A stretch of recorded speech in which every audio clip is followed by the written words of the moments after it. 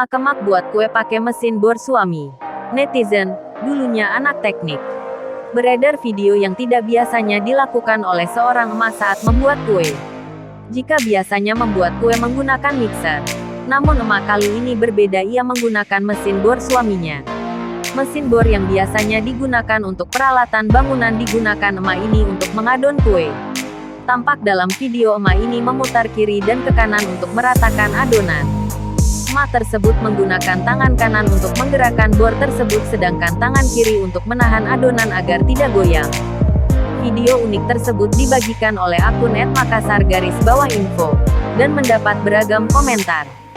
Salah satu netizen mengomentari, emak tersebut dulunya anak teknik ditambah emotikon tertawa.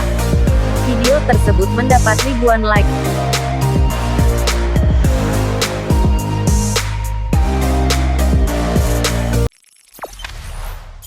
Jangan lupa subscribe, share, komen, dan like ya.